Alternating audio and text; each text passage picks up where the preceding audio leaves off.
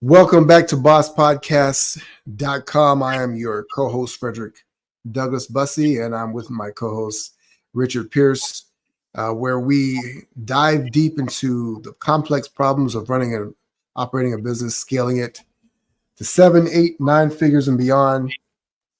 We know that business can be lonely, and we're here to walk with you every step along the way to give you the support you need, give you the guidance, and talk about how you can be as successful as you want to be in business. Today, we're going to be talking about the top 3 marketing mistakes you should never make in marketing your business. And I think we're going to say some things that people really don't think about, or maybe you've never heard before in terms of business. That's what we always strive to do. We don't want to do the same cookie cutter things. We want to give you proven frameworks and formulas, the recipes for success that actually work. Richard, welcome. Good to see you again. Thank you, Say Frank. hi, everybody. How are you today? Life is good. Life is good. I'm excited to share these marketing mistakes that people make, because the world of marketing, right? The world of marketing is, what do you want to call it? Very subjective. It's very open to interpretation. Companies can spend a ton of money and get a very low return for it, if any. So I'm excited to go into this, because when we work with clients, that's one of the things we do is, where do you put your money so that you get the highest return on investment? And marketing is one of those areas. So looking forward to this conversation.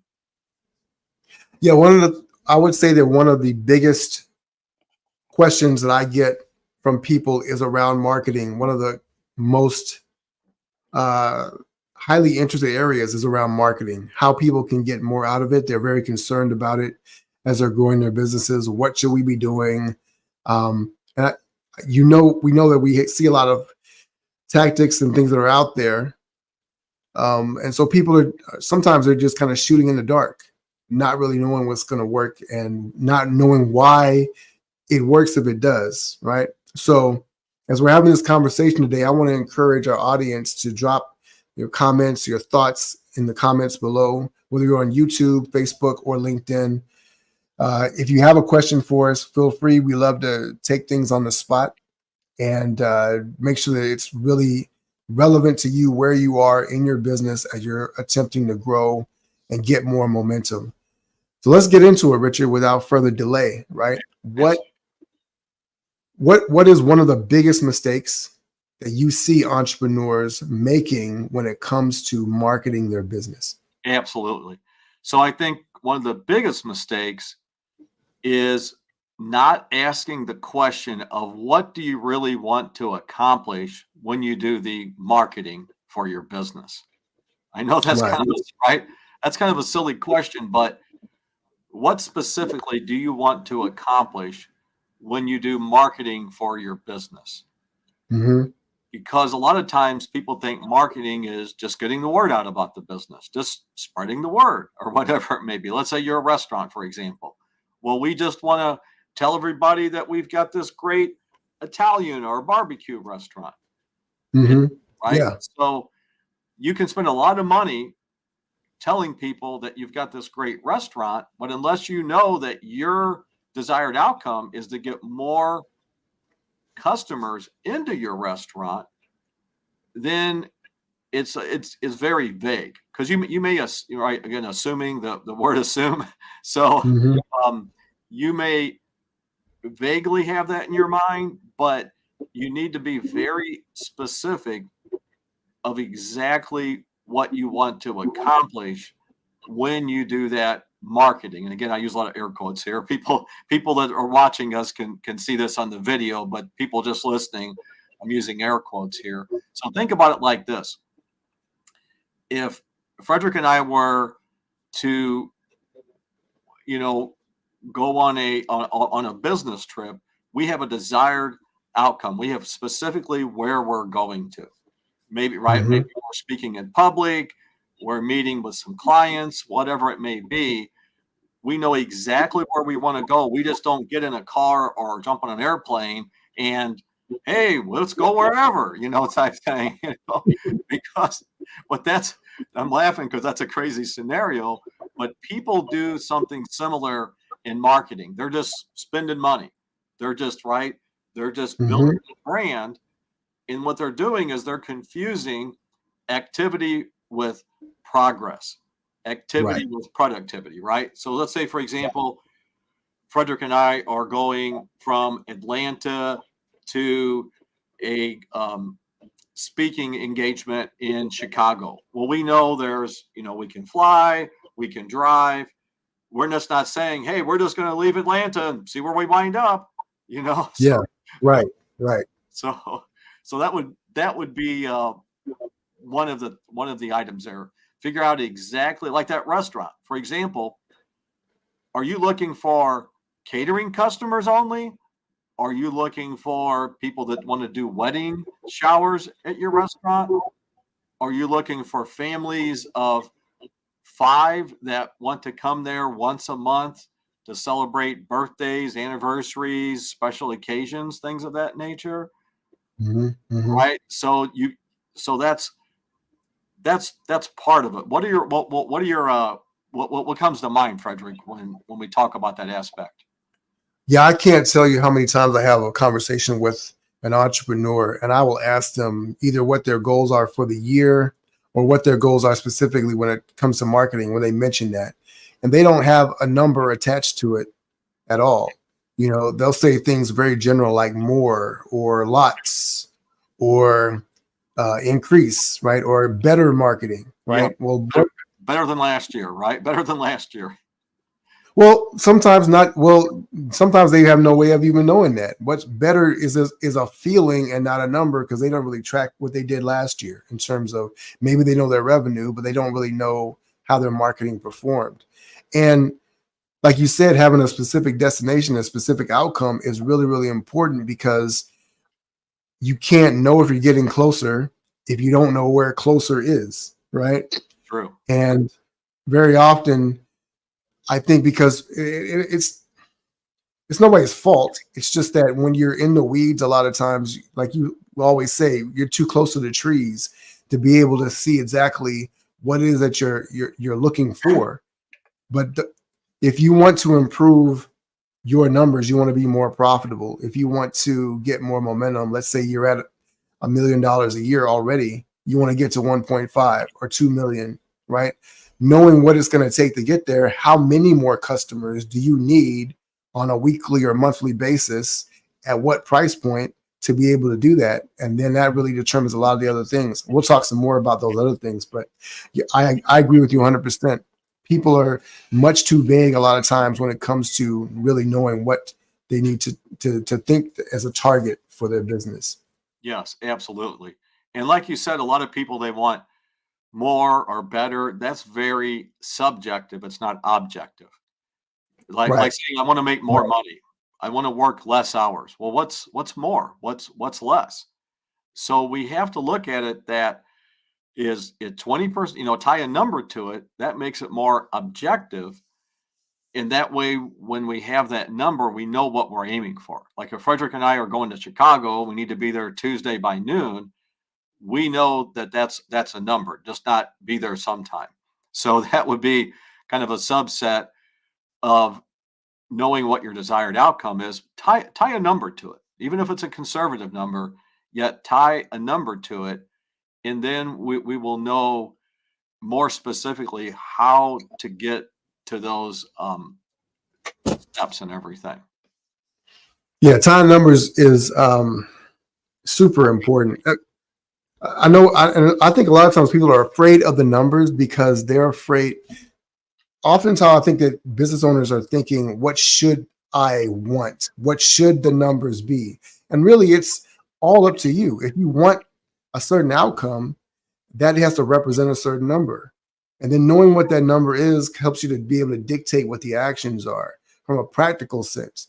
I mean, the marketing is also, like we talk about arts and science, some of that is storytelling and creative and all those other things, but all of that really ties into how much, how many, what is that number specifically so we know if we're getting closer. It's like the number, a speedometer on on your car. But if you know that you've got a 100-mile journey, hopefully you're not driving as fast, but if you're driving 100 miles an hour, it should take you an hour to get there. So realistically, you can tell that you're getting closer because you're keeping track, or you're keeping pace with your target, your destination. A lot of people, to use that analogy, are just getting in their car and they're just driving without a speedometer. They have no idea where they're going, and they have no idea how fast they're getting there, but they just feel like they should be going faster, right? And so we want to eliminate that. It needs to eliminate all of the guesswork out of it and make it more specific, more targeted, so we can make sure we're doing exactly what you want to be able to do. There's a lot more we can say about this, but I want to make sure we touch on this, and I don't want to restrict it too much. And honestly, you're pulling up a framework here that they can think about. Yes, and I want to circle back. You mentioned earlier about the people that are listening to us or watching us on Facebook, LinkedIn, YouTube, or even on the website, to type in if you have a question is specific about marketing or anything related, because it will help others. You in business, it's a lonely journey. We often don't have someone that can walk us through all the steps to accomplish what our vision is, overcome our challenges. Yet, if you put your questions, right, if you put your questions in here, and we will answer them in real time, and it will help other business owners also. So, Yeah. and I'm just sharing a framework, but people can look at it. I know where, everybody wants to watch us, but they can look at the framework maybe to spark something in their mind. And if you go to gatewaybusiness.com, you can see a copy of this framework also, if you'd like that. So let's go. If you want to, let's go to the number 2 common mistake or mistake not to make with marketing. And there will be a quiz. There will be a quiz as always. So everybody get notes out and write this down. So number 2 mistake in marketing is not tracking where the results come from. Not tracking where specific results come from. So I'll give you an example, right? I'll give you a very specific example. So let's use the restaurant as an example. So let's say the restaurant is a typical, you can go in and sit down and eat. You can get to-go orders, and they also do catering.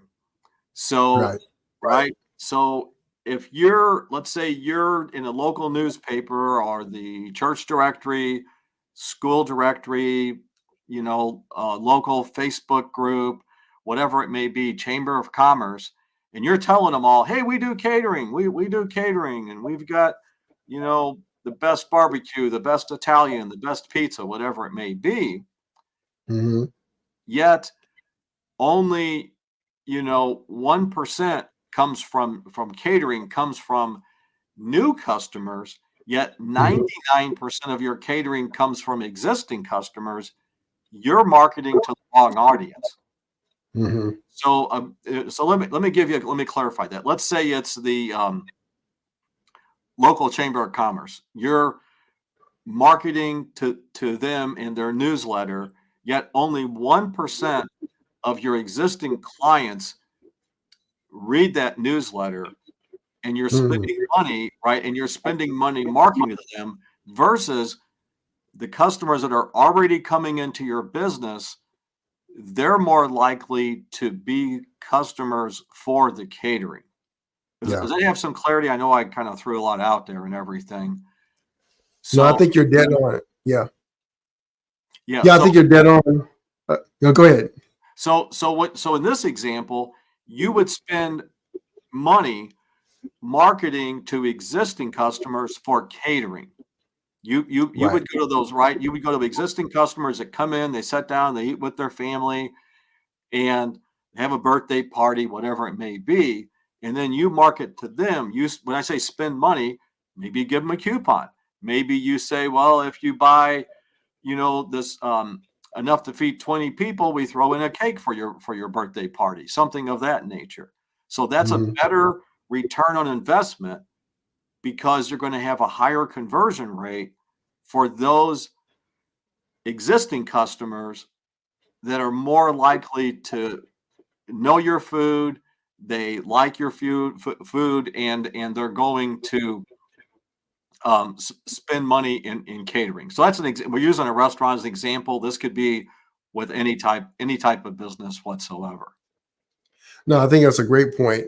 A lot of times people think of marketing as forward thinking in terms of getting new people in the door, but not thinking about who are the people that have already come in the door. Like those are the people that have raised their hands and have voted, yes, we like this, we're interested, we want it, we're going to pay you money to get it.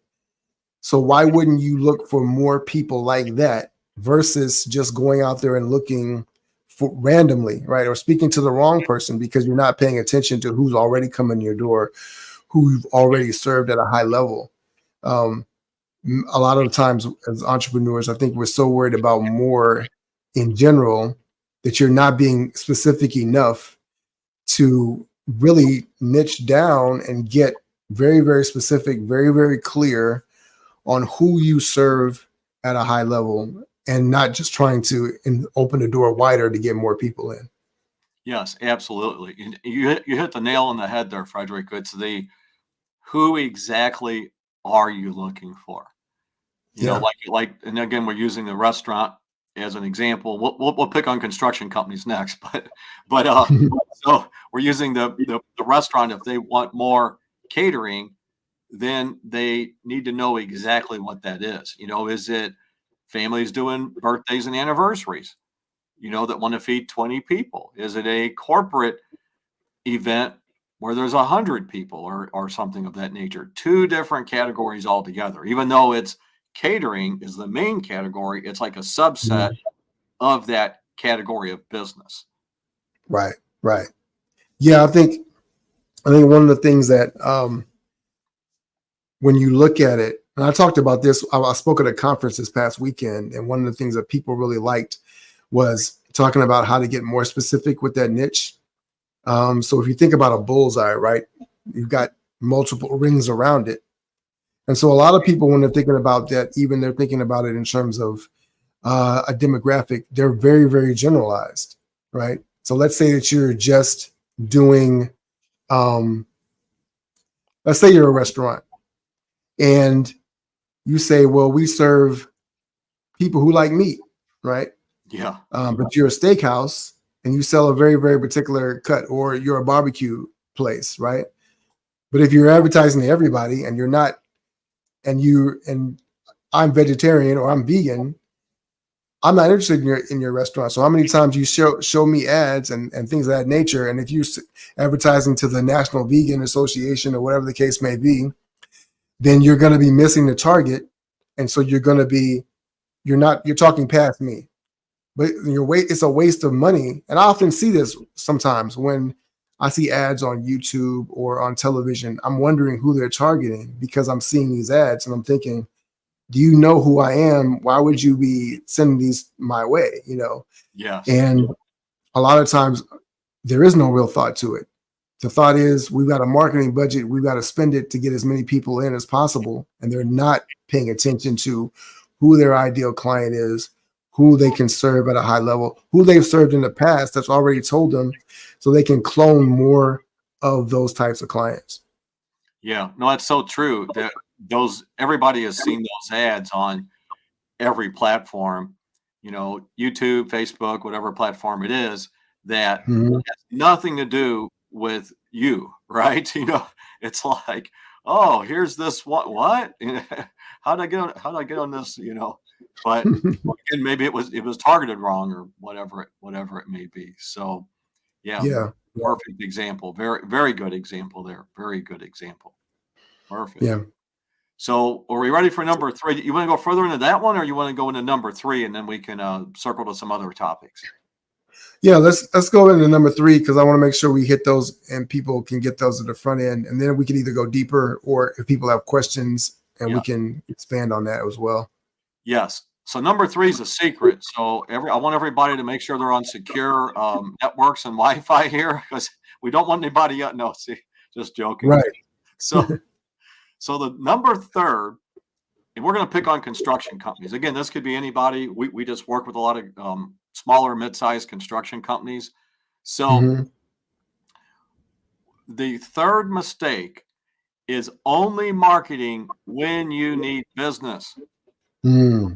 Only marketing when you need business. It's too late. So, right. So because in sales, there's something called a pipeline. Right. So if you look at it like you look at it like a garden, like a big hose or a big pipeline. And if your average, let's just, and again, we're picking on construction companies. Let's say it takes an average of 90 days from the first time you talk to a customer to you start a job. You got to secure the bid. The customer has to pay you. It takes 90 days on average, because there's complexities in that sales process. Right. And you're out of work this week and you need more work next week. You should have started that 90 days ago. Right. So, if your business is seasonal, you don't wait till the season starts. You start before the season. Right. So you have to look at these items where you, it makes me think, like in back to the seasons, and I'll circle back to this. So you have to always be marketing, always looking for that client acquisition. You may do it heavier at certain times of the year. Like, I'll give you an example in HVAC. For people not in the industry, it's heating, ventilation, and air conditioning. So there's something called the shoulder season. That's not easy for me to say, so I'll try to say it again. The shoulder season. People in the industry will know what this is. Others, I'll educate you. So what this is, if you look at it like you have your shoulders, like your shoulders are here, and then they go up. And again, I'm doing the visual here on the video. So if your shoulders are like have a curve to them, and then where your head is, it peaks up, and then it comes back down, and then it goes down the other side of your shoulder. Right.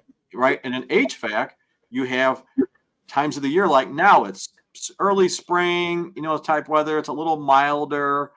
We're part of that lower dip in the shoulder season for HVAC, right? For HVAC, it's going to spike up as soon as it gets to, 75, 80-ish.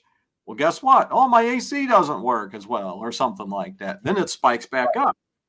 Right. So, perfect example. Now you may be slow in HVAC, and a majority of companies have slow and busy seasons and so on and so forth. But let's say now you own an HVAC, and this could be landscaping. It could be a lot of skilled trades.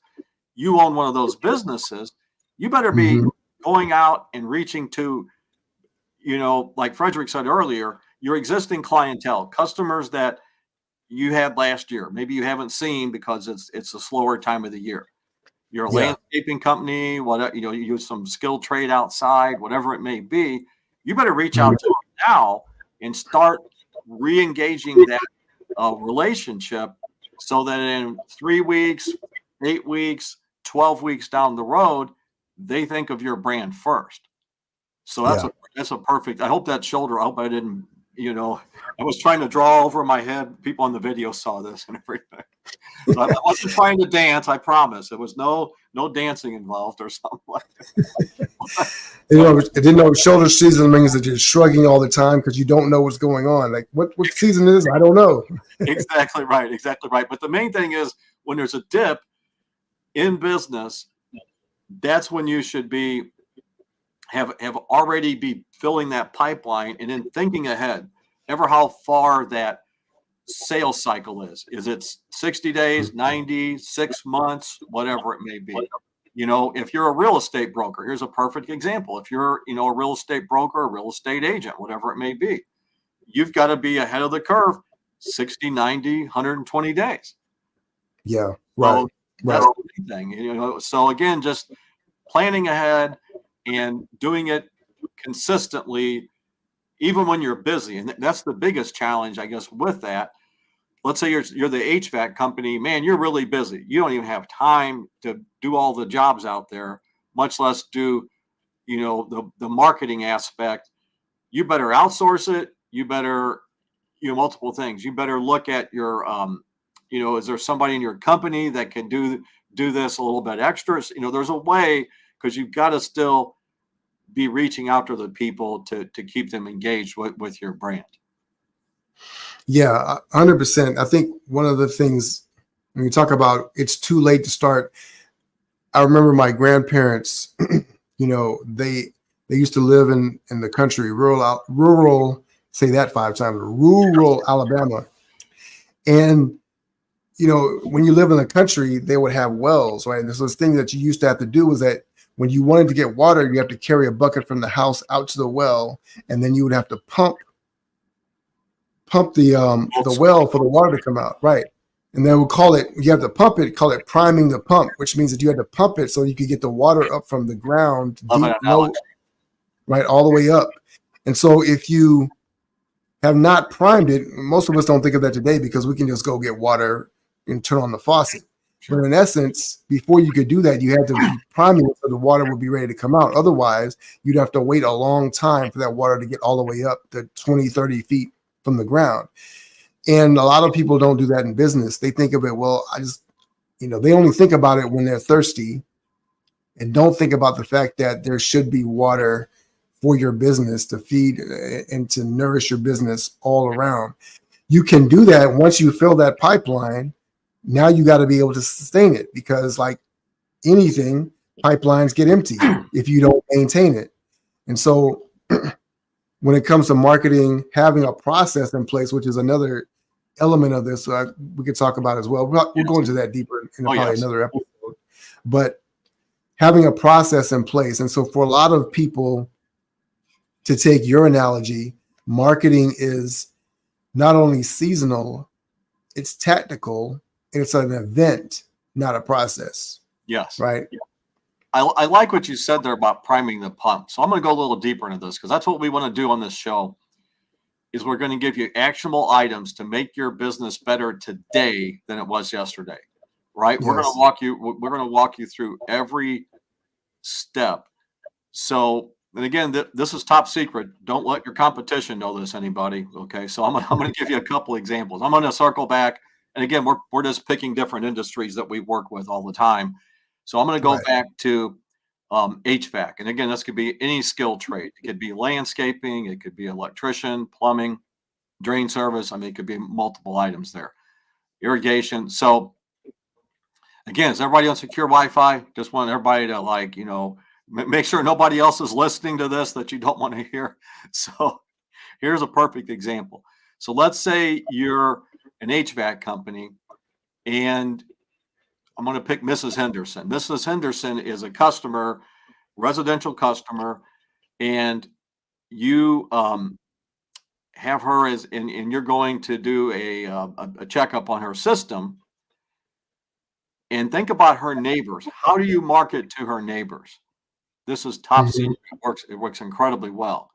So what you do is you have some flyers, some brochures, some door hangers, something. And every neighbor, like across the street from her, directly next to her, you just go up and you go knock on their door. If they're home, you say, "Hey, we're going to be working on Mrs. Henderson's house over here." Mm-hmm. And if you see our vans parked in the wrong spot or anything of that nature, or if anybody's making playing the radio, making any noise, again, you're doing this very soft and subtly. You're not going up to them. If you notice what we're doing here, we're not going up to them. Is if you say it 3 times, is that three-peating? it's repeating and then again. You're not going up to the house and saying, if you need HVAC service, if you need landscaping service, if you need plumbing, you're not doing that. You're You're like Fredrick said, you're priming the pump. Going up to them and saying, "Hey, we work on the Hendersons over here. Been a customer for 4 years. If you ever see our work trucks parked in the wrong spot, making too much noise, leaving any tools behind, give us a call, because that's not the way that we operate our business. Mhm. And they're going to be, wow, these guys, these people are awful polite, Mhm. and then what happens? You're building your brand, Yeah. because right? How many other service providers are doing that in the neighborhood? Zero. Yeah. Right. And then again, back to efficiency. If you have one, I've did this with clients. They'd start with one client, one customer in that neighborhood. Then they got the one across the street. Then they got Mhm. the neighbor. So then you can imagine the next time you go back. I've got the Hendersons, I've got the Jones, I have I have the daycare over here as a customer. I have the church. So you see how powerful that becomes when you do Mhm. that, not only for efficiency, but then credibility to building. And again, this is going back into something that's very implementable in the marketing that you can Yeah. do. It's highly cost effective, very, very highly cost effective. Yeah. To me, that goes back to something you said in the very first um, mistake that people make with their marketing. But it relates to this in that a lot of people think marketing is selling somebody directly on their product, right? So I'm not marketing if I'm not asking you if you want to buy it.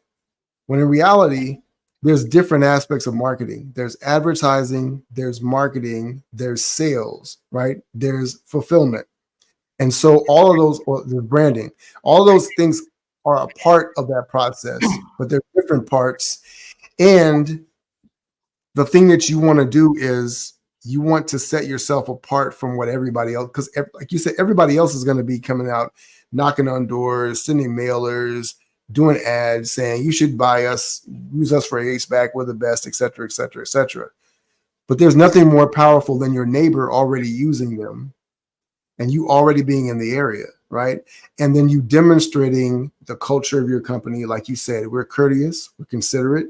If we're courteous and considerate of our customers' neighbors, how does that reflect on you when you use us, right? Absolutely. So, because often one of the things that people think about when they have to get work done is that there's going to be a mess, there's going to be noise, their neighbors are going to be complaining or looking at them like, what are you doing? Things like that. But now if your neighbors are getting such a great experience from you buying, what does that say about them when they get to buy it, right? And in reverse. So I love that process. It's all marketing, and that is a part of selling that a lot of people don't really understand. That's a part of marketing that a lot of people don't really understand, is that it's not about just talking about your product. It's about demonstrating the value of your product in multiple ways so that the customer or the client can themselves be able to interpret that. And they now you become top of mind. You become a category of one, which is what we're all about here on Boss Podcast. We want to be one of one, not like anybody else, because that's what sets you apart. I talked about in my talk, the most valuable real estate in the world is the 6 inches between a person's ears, right? And so the more of that real estate that you own in people's minds, the more valuable your business is, the more you're positioned to be able to grow. Because as much as we can Google things, as much as, you can search for that business card when your AC goes out in the summer, if you already know the person's, what's the name of that company that our neighbors did? Or even you can call your neighbors, say, who is that you used, right? Because you can Google anybody. You could call anybody in the phone book.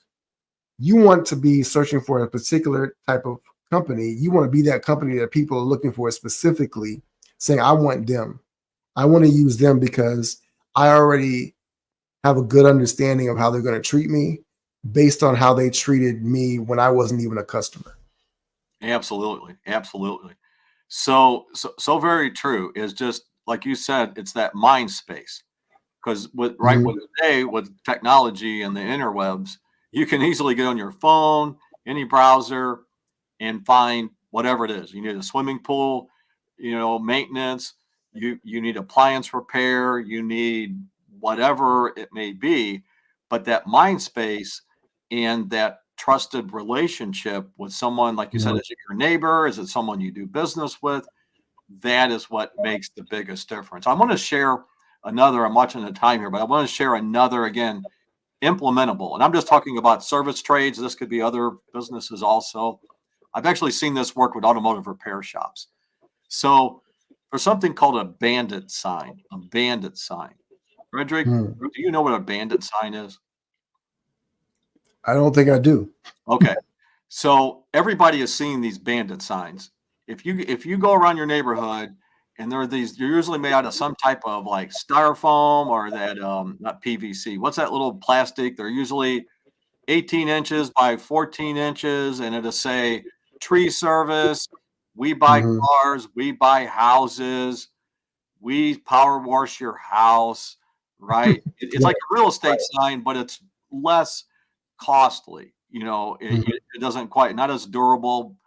So what happens, you use these bandit signs. I'll go back to the any trade service there is, and even automotive repair shops.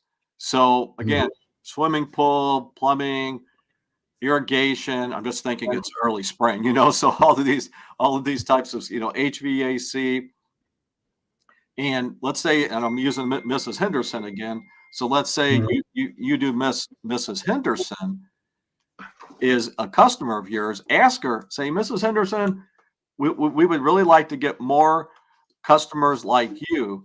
Can we, for 30 days, 2 weeks, or whatever it may be, can we put this sign in your yard, and we'll come back, and the key is you let her know that it's how long that is, that time frame, and that you will actually, come back and remove it. Okay. So you put it in the yard and you say, we do swim, affordable swimming pools, or whatever your profession is. And again, I just work with auto repair shops, and you put it in the neighborhood. So again, like you said, Frederick, it goes back to that mind share. They drive by and they see that, like, oh, where is that? That's the local auto repair shop that you're using. Oh yeah, they pick up my car. They do a great work. I trust them. They do, so that's very, very cost effective.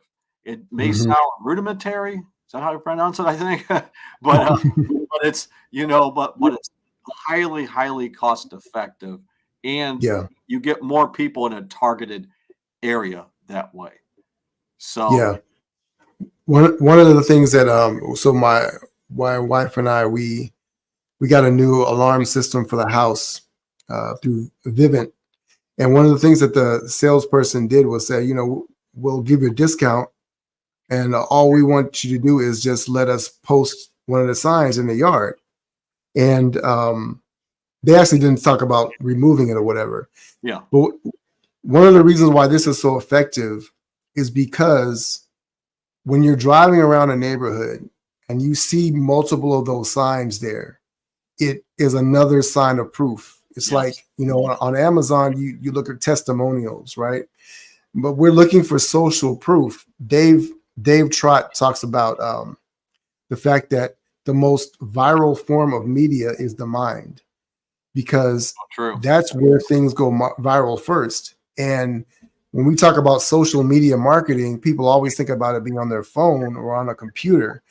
But if the mind is the most viral form of media, then you can use other people socially to be able to infect the mind with your brand or your product or your business. Because if I keep seeing these signs everywhere, what's it telling me?